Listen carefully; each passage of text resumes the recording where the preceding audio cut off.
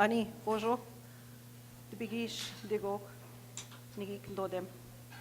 My spirit name is peaceful, common peaceful it means, and my clan is the otter.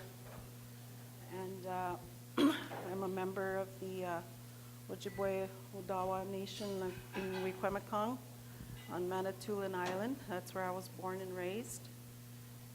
And it was my my studies in Sudbury Laurentian University in the Native Studies program that I, in 1987, what really impressed me in taking the course was about the food contributions from North America to the world.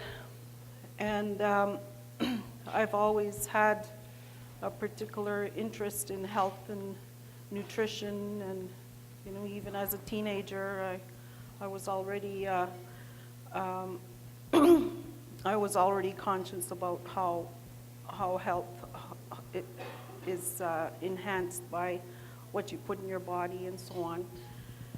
And so that was always an interest to me, and I really appreciate the invitation to be presenting here today at the conference.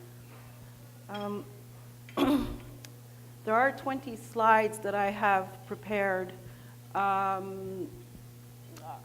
thought I had about a 45-minute presentation, but I found out today that it's down to 20 minutes. So I'm going to be going through rather quickly because now there are some time restraints.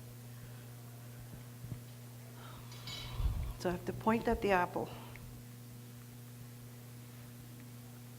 Yeah, everybody's been having problems with this little gadget here.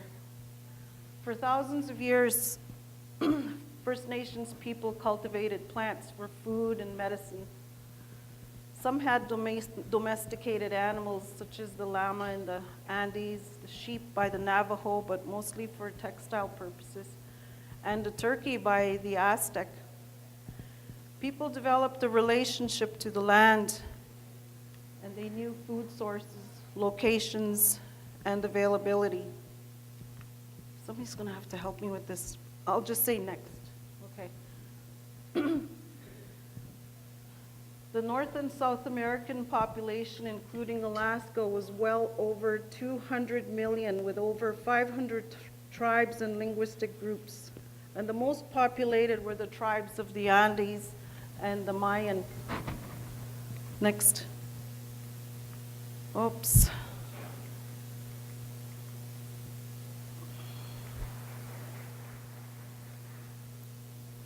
First Nations people were familiar with the foods available to them throughout the year and adjusted their diet accordingly.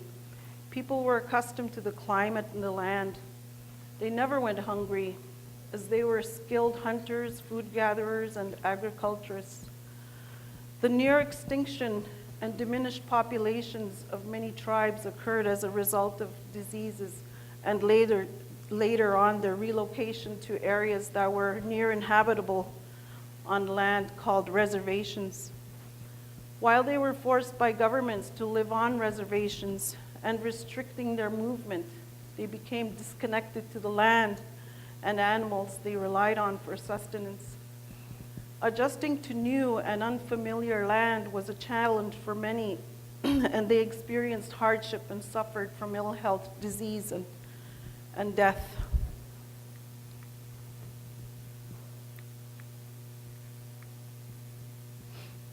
The eastern region, that would be the region where I'm from, in Manitoulin Island. And then to the south of that region and around all the Great Lakes, we had a diet which was of smaller game, and we relied on the life of the deer for our sustenance. I don't like to say they. When I speak of our people, it's hard for me to say they, and then sometimes I can't speak as if it was in the past because there's still some people practicing these ways. So I can't say were, was. So sometimes you'll find that I'm alternating between that. They have much in common with the people of the Northwest. They are known for their skills in trading goods as well as food. The Odawa, which is what our people are called, that means to trade. That's our reputation, is we were excellent tradespeople. They are excellent woodsmen, using forestry to build their homes. They developed small villages and settled in longhouses. They are excellent gardeners as well as hunters, trappers, and fishermen. And I say are because this is the way they are still today. In the southern region, the wide open prairies of the south central United States and central Canada is home of the grazing buffalo. The young men, firekeepers, had domesticated the land. They observed that a fire will produce a rich growth, and they made fire all around the prairies, and they domesticated the land over so many years, and then this provided that natural habitat for the buffalo. They developed a relationship and depended on the life of the buffalo as their main source of food. Other main staples included the hare, the turkey, and the prairie chicken. The Dakota and the Lakota people some of them originate in lower Minnesota, and they had trading relations with the people all along the Mississippi, which would be the Ojibwe. And so there was a lot of trade happening, a lot of influence, and a lot of sharing. Basically, it was a lot of sharing. They were forced to move away from that territory, which was closer to the coastal waters, and with a treaty, so many of them were sent to a near inhabitable area where they were so disconnected from the land. And so that's one example of how a people with government legislations were disconnected from their land and being immobilized by treaties. To the west of the Great Lakes, the First Nations people relied on migratory birds and animals. Their lives were rich with planning and preparation for relocating to spawning areas of fish and landing grounds of ducks and geese. They lived in close proximity to the animals needed for their daily diet. The beaver became a main staple as its furs were desired by the Hudson's Bay Company. And the moose was central in their lives for the meat and provision of hide for their clothing. They used methods of preserving and curing foods. Fish was dried and made into powder for prolonged use, as well as smoked moose meat. So people had to be constantly moving, going to where the spawning grounds are, and where the geese are landing. And they knew these areas. And when you have people who are immobilized by treaties, they can't get to these areas anymore. So it contributed to their loss of their livelihood and connection to the land. And so imagine being a man trying to raise your family or trying to feed your family, and then there's a boundary around you and you can't leave that boundary, and you can't get to where you know the geese are landing. And so this had a great impact on the lives of many people.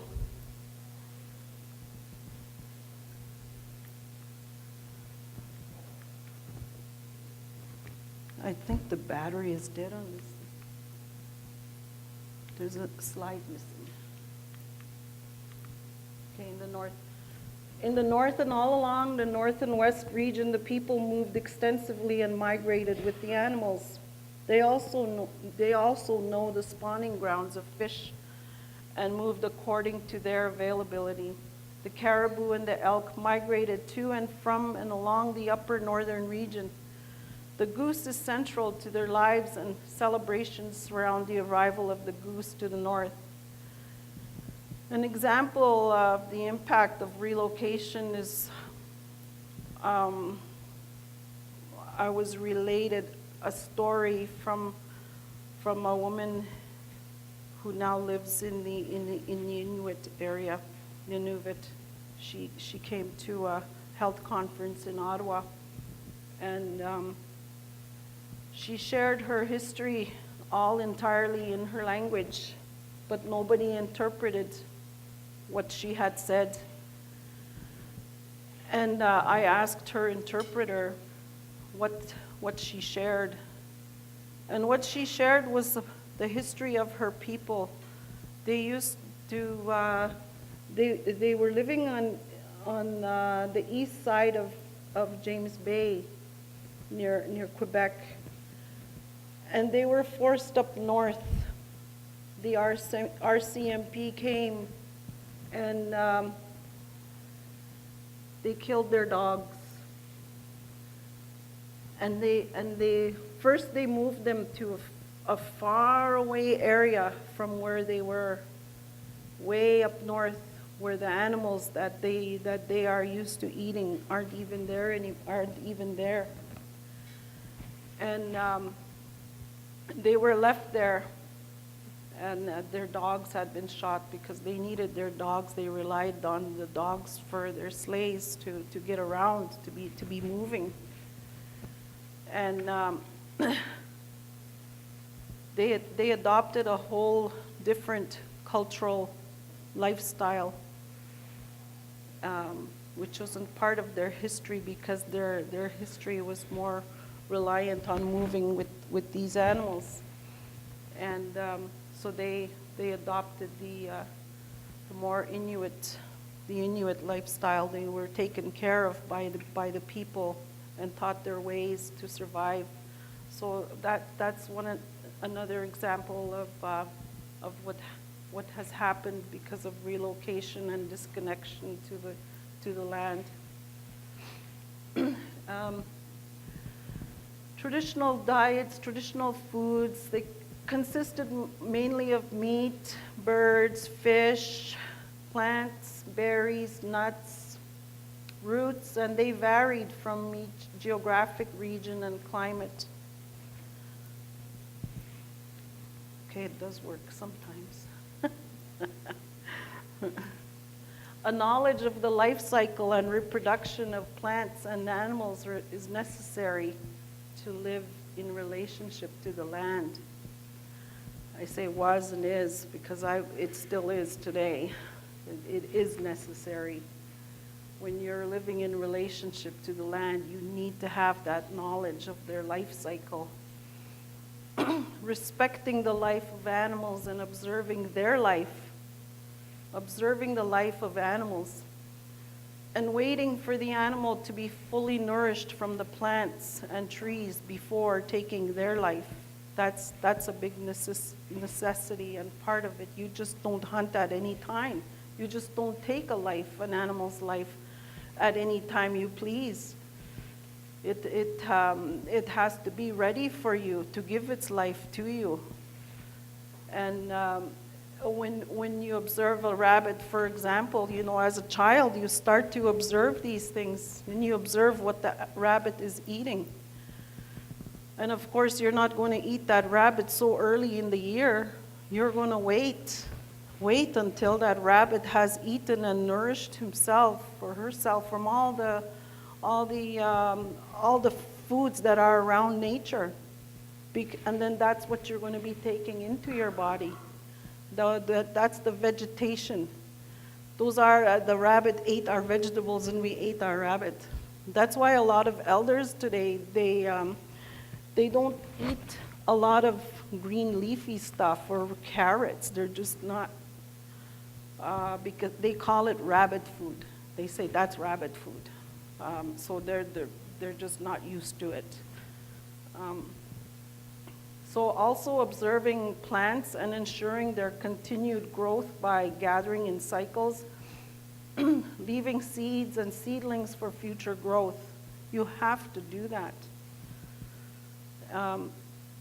Leaving, you know that the following year when you go to an area that you have picked from, that you have left some seedlings there, or some that are not, they're too small or whatever, or they're just starting to grow. And respecting that. Never clear picking an area. You know, those are the ways that we had relationship to the earth.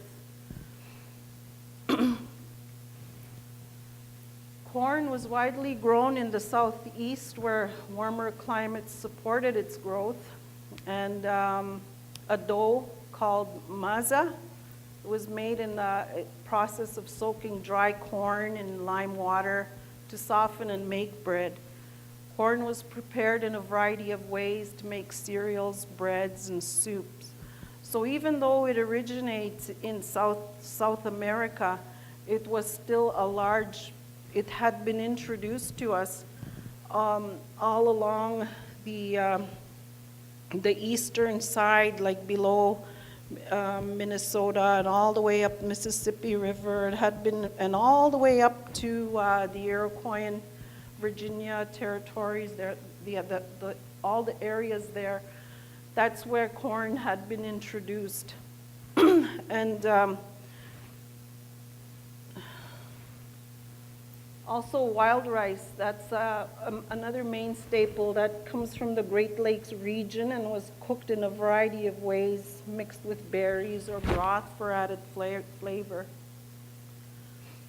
Traditional foods, the beans and squash and varieties were grown, as well as pumpkins. A variety of roots were eaten. Potatoes originate in the Andes of South America. Maple sugar, it comprised 10% of the diet and was basic for flavoring stews, teas, berries, and vegetables. Many tribes relied on and preferred herbal beverages, and a variety of teas were made for regular use and medicinal purposes. Herbal teas provide essential vitamins and nutrients. Rose hips, for example, is a source for vitamin C and fiber intake. Teas from nature are an excellent source for health benefits. Labrador tea, wild mint, and cedar tea, and teas made with berry leaves. Edible plants include morels, wild mushrooms, rose hips, and clovers. Other foods from nature include chokecherries, Saskatoon berries, blueberries, strawberries, raspberries, cranberries, plums, apples, gooseberries, thornberries, and hazelnuts. I put the apple tree and the cherry tree on there because I remember as a child growing up, in fact, this picture looks like it would have been taken somewhere on my reserve. As a child growing up, and I never had to go back inside the house to go and eat in the summertime because the food was all there, and we would take a break from playing and go and eat chook cherries. Or sometimes we would sit on the ground and we'd be eating rhubarb, And then, but most of the time we'd be climbing apple trees and getting apples and munching away on luscious apples. And in doing this research, I called up Mom and I said, Mom, I said, you remember apple trees? And she says, yeah. I said, well, it says they don't, when I say it, I mean the computer. They don't originate here, they originate from Asia. So I said, I don't imagine Asians coming planting some come to plant some trees, apple trees in Manitoulin Island. And she said too, I don't believe that. We don't always have to believe what's there. Use your common sense, you know. Sometimes there are things that the history books will tell you that will be contradict the truth. More and more research and is found out even about the horse. We use the horse here. We had the horse here. The horse does come from here, just as much as the buffalo, the moose, just like every other animal you see here, the horse was here. And fossil remains have been found that are related to the horse. And the horse was already here. It was not brought here by a bunch of Spaniards on their ships, you know. We had our own horse here.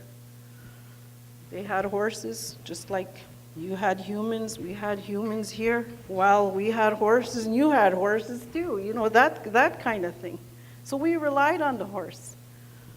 The horse is what got us around. We didn't only walk around like my mother did around the Great Lakes. She should have used the horse. No. And when you time, okay. When you consider the people did share, okay?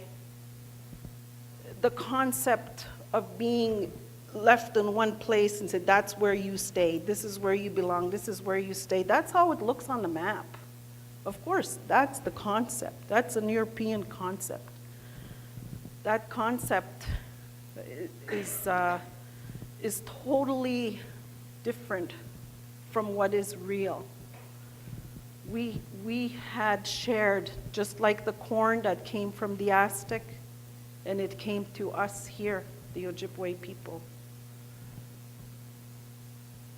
An estimate 60% of the world foods originate from crops that are domesticated by First Nations of North and South America.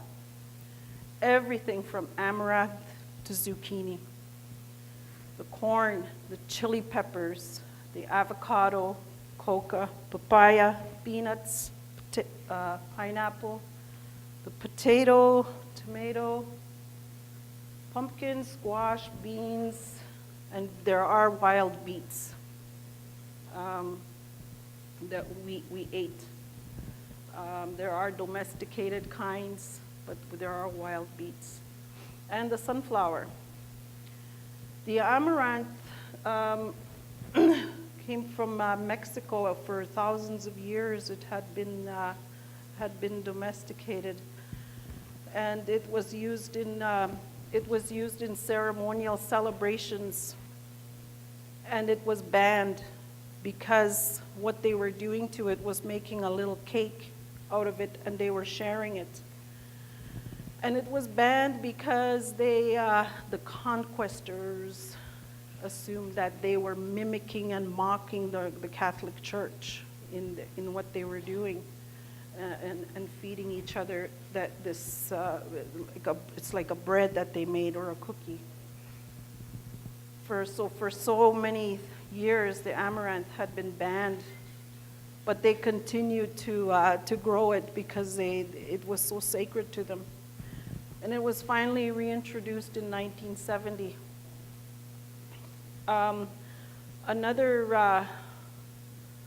Another sacred plant that was also banned because it was used in ceremonies is the quinoa. Quinoa?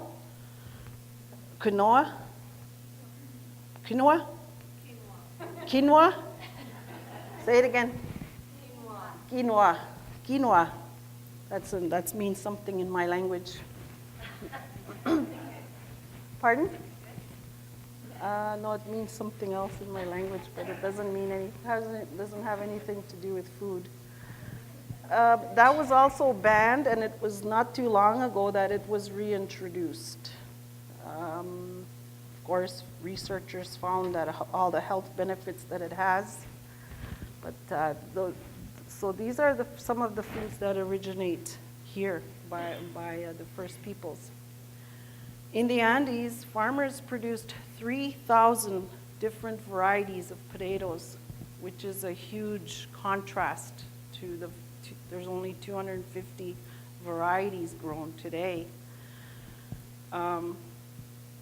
First Nations people cultivated over 300 food crops, with some having at least 12 variations. So for thousands of years, this development and cultivating, even the corn, it dates back to thousands of years, to 8,000, some say 4,000 to 8,000 of years. So this contributed to the world diet in both quantity and quality of foods. I'm just going to close off with some other foods that are used for ceremonial purposes. They include organ meats and blood broth of the bear. The Blackfoot tribe, they use berry pemmican for sharing at ceremonial feasts, and the Lakota and Dakota tribe, they use boiled buffalo tongue in their Sundance ceremony, and boiled moose tongue is a delicacy for a lot of people in the Ojibwe tribes. In the Dakota, they also use the grounded corn with bison blood. It's made into a broth as a spirit food offering. Wolves and coyotes were, of course, the only animals that were not hunted. They were held sacred by all tribes. In marriage ceremonies, food was exchanged. The man gave meat, and the woman prepared plant foods, such as corn, to symbolize the provision of nourishment for the family. This exchange demonstrates the support and dependency for each other's survival. The sharing of food symbolizes unity, love, and respect within nations to support life and survival for all. So it is our relationship to each other is with the food. It is what unites us. And it's not only between us that we shared it in exchange and in reciprocity. It was also what was first presented to the newcomers of this land. So on te se miigwech, that concludes my presentation.